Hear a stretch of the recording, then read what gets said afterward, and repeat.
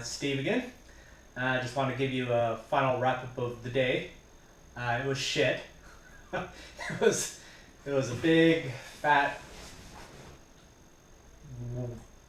I don't know. It wasn't a wasted day. It was fun. I mean, I got on the water. That's always good. But it was just a cluster from the beginning, basically. So it takes these days to kind of put you in line that you're not as good as you think you are. But anyways, I'll start off, got out to my usual spot, got all loaded up and ready to go. There was a school of probably 20 mullet right there on the dock, or on the launch area there, just ready to be hand fed. But I felt bad. I didn't want to net those right there. They're just like little kittens there. So I let those be, figured I could go grab some easily somewhere else in my other spots. Tried to fire my motor. I do have a motor on my kayak. I'll talk about that later on, but couldn't get to start. Never have a problem with that motor. Never had a problem. I just could not get it to start for some reason. But I mean, whatever. I'm on a kayak, so I've got pedals. I got my paddle, so I head out, no problem. Get out to my first spot. All right, it's coming towards the end of the low tide, so that's naturally not a good thing because the place, one of my main spots, is kind of like a sandy flat bottom area, but it's shallow. So when it gets too shallow, then they basically spread out and go onto the flats. And then when the water starts coming back in or it's full, then they pack that sandy area. I guess they kind of like the sand. So it was pretty much empty there. Crap. So I had to pedal another mile to my second spot, but then I had to pedal against the wind and the waves, and that was kind of a bummer.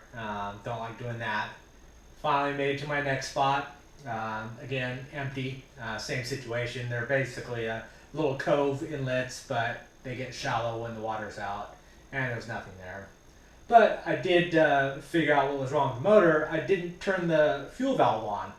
I don't know, it's just, I do it every single time. I don't think about it, but for whatever reason, those mullet this morning, or when I first got there, threw me off because I was out there filming them and playing with them, so I didn't think about it. And sure, one little switch, fired right up. I was pretty pissed at that point with myself, but whatever, I'm gone. So I headed out, got out to the main area, which is by the channels, and I have a deep spot cut on the mangroves where I think some of the videos have a lot of the pilchards are there, but also the mullet swimming by, so it's a good, my primary bait spot. But I get out there. Unfortunately, the wind is coming directly from the east, and this area is covered except for winds blowing from the south or east. When it does that, it blows straight into the area there, and it makes it a little bit choppy, but what it does is it makes it very hard to stay in place there. So I got there, the pilchards are still there, tons of them. Mullet are there, they're swimming around. I just could not get a beat on them. It was just a matter of, I tried to get set up, but the wind would blow me in the mangroves.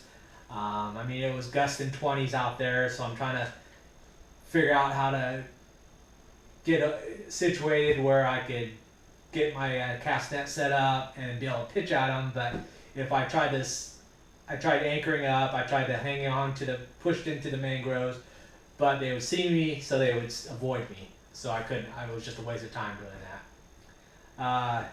So finally what I ended up doing, the other problem is that it's a deep pool, it's a deep cut, so that little 5-foot net, even though I would throw it on top of them, they could basically swim underneath it. Not enough weight, not big enough. So I converted back to my 7-foot net. But it's a lot different because with the 7-foot net, you have to get it set up. You've got to split the net in half. You got to separate the weights out. You got to get a rhythm. You got to get a velocity on it to toss it.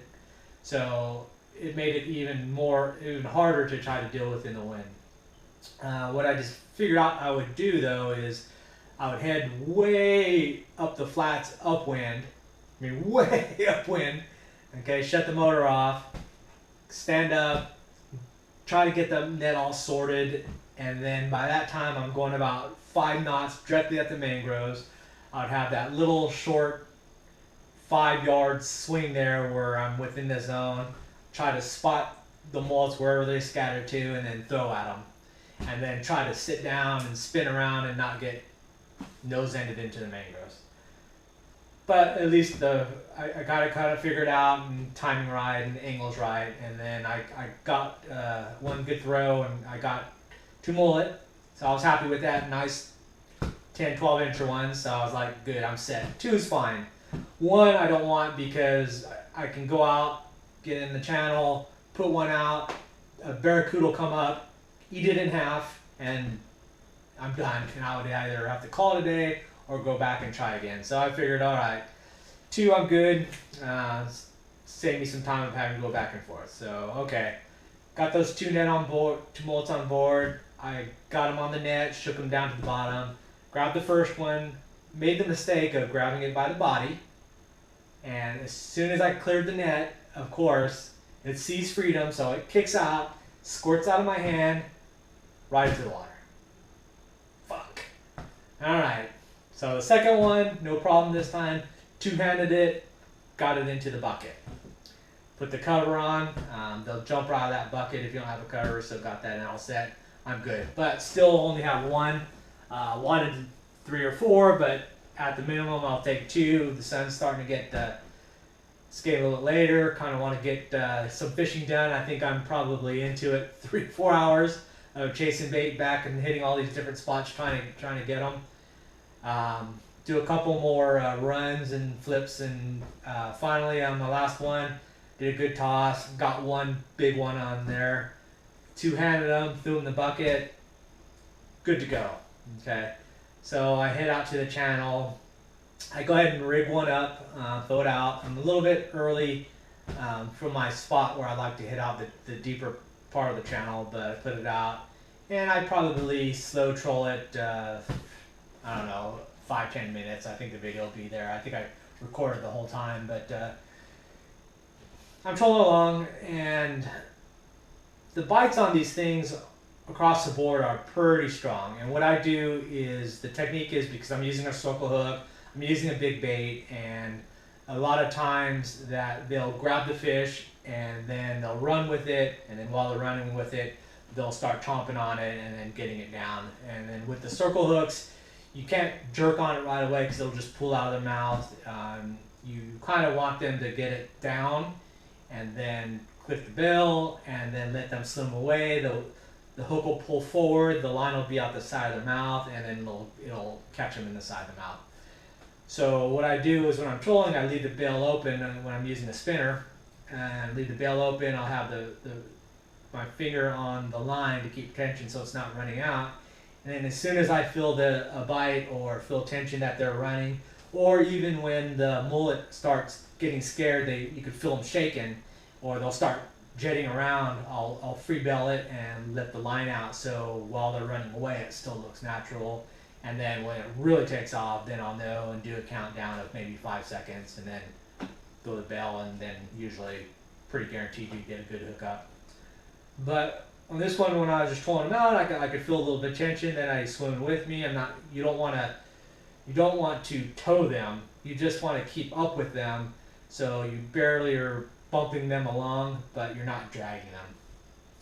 So I've got a little tensions, I'm feeling it, and then towards the end there, for some reason, I just felt a tick, and it was such a small tick. It was just like if the mullet had just kicked its head a little bit to look to the left.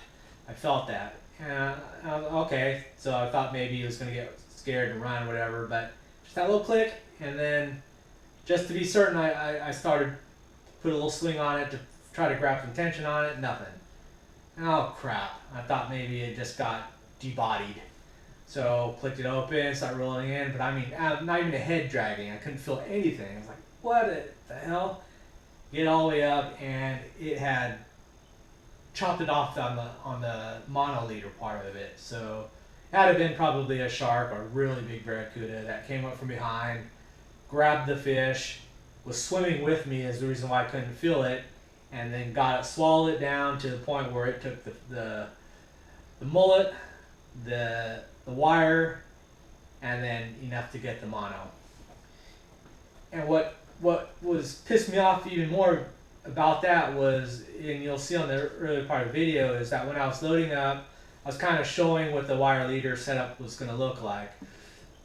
I noticed that the last time I had a fish on it, I don't remember what it was. I had a shark, a small shark, but it had scuffed the leader up. So what I did is I went ahead and trimmed the leader. I had to retie it, so I basically, instead of putting a whole new wire leader and a new hook, I took the existing wire leader and I folded it back 3 inches, maybe 4 inches at most, in order to tie the knot, the cinch knot onto it. And that cut the wire leader down to as though it was smaller. But just doing that, I mean, I couldn't guarantee it, but I was feeling that if I fixed it the correct way and left the 12 inches or so that I had on there, that I could have got the wire part into the teethy area and it wouldn't have cut me off so easily. So, boom, just nothing, lost that one. Alright, no problem, I have that other mullet. Go back, I'm going to grab my rigs to re-rig it up, and I look back, and I don't hear anything in the bucket. And the lid, I have a bait cover for a 5-gallon bucket, so it's a cover with a smaller ring on the inside that pops open so you can get the bait out. I had left that open after I got the first bait out. And I look inside there, and the second mullet is gone. It had seen the sky and jumped out. And that was it. I was done. I was just like, F this, just F it all. I'm going home. I just couldn't deal with it anymore. So that ended my day, packed up, came home, and that's fishing. So that's kind of a wrap up. You can kind of, well, I'm assuming I'll put this at the end so you watch the videos, kind of see what happened there. It happens. Just gotta not take things for granted. For tomorrow, I think what I'm going to do is I'm going to do a little piece about launches, kayak launches around the Key West proper, the actual Key West island. I've got about 7 or 8 different spots that I can use. And I'm going to kind of make that a video. And then if I have time, I might go out again. But I think that might just be my day there. That's Monday. Tuesday, it's still supposed to be a bit windy, so I might do another shark trip if I don't go out tomorrow on Tuesday. But Wednesday, most likely, it will be either a reef or a wreck or offshore trolling. So, but I'll let you know. Anyways, that's it. Have a good one.